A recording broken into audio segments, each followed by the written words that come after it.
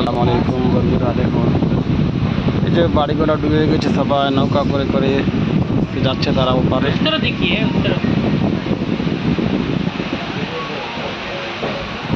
দেখুন বাড়ি ঘরে তারা যাচ্ছে, দেখুন ডুবে গেছে পুরোটা, শিলচরে ঢুকতেই প্রায়। তারা নৌকাতে গরু ছাগল নিয়ে মানুষ নিয়ে তারা যাতায়াত করছে।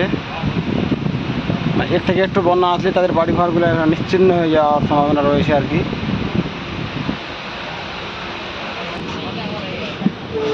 এই দেখুন একবারে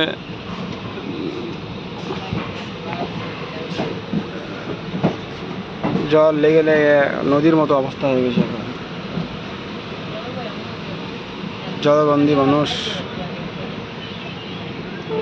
से पता चलता है कि पानी ये पूरा घास डूब गया है। देखने में पता चल रहा है कि पानी है क्या।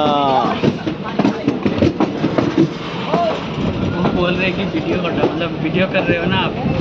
वो बोल रहे हैं, लड़का बच्चा बोल रहा था वीडियो कर रहे हैं, वीडियो कर रहे हैं।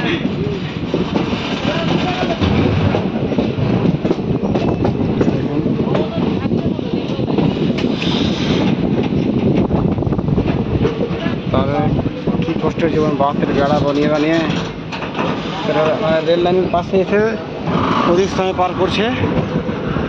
অনেকে তো দেখলাম তার রেল লাইনের পাশে তাঁবু খাটিয়ে তারা থাকছে, পুরো জলে ডুবে গিয়েছে। কি অবস্থা, भीड़ है অবস্থা। দেখুন পুরো একবারে জলবন্দি অবস্থা, খুব অসহায় অবস্থা। এই দেখুন নৌকা করে করে সব যাতায়াত করছে। তারপরে দেখুন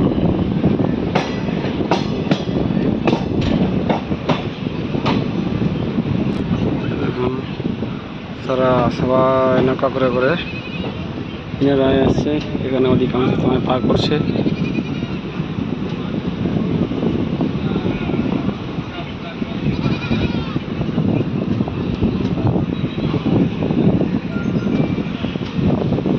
সব ওই যে সব দূরে দূরে দেখুন সব ঘর বাড়িগুলো পানিবন্দী অবস্থায় রয়েছে।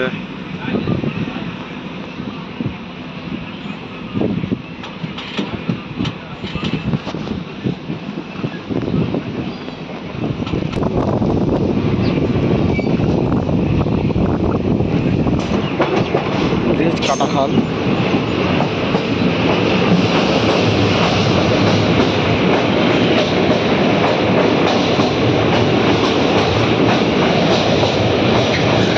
নদী।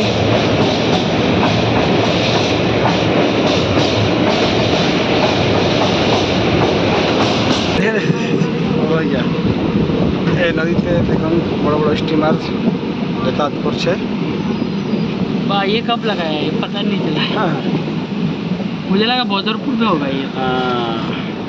बाप रे बाप रे, यहाँ तक शायद में पानी था, नदीर कम पानी गया, कम गया, 2-3 सब दिन ऊपर पानी उठे नहीं গেছিল। है ना। একটু হলে রেল লাইন ডুবে যাওয়ার অবস্থা। অবশ্য 2-3 দিন ধরে লাইন বন্ধ ছিল, আজকে সৌভাগ্যক্রমে খুলেছে, আসতে পেরেছি। নদীর অবস্থা খুব শোচনীয়, হ্যাঁ একেবারে। তো বন্ধুরা এখানেই দেখা হবে পরবর্তী ভিডিওতে।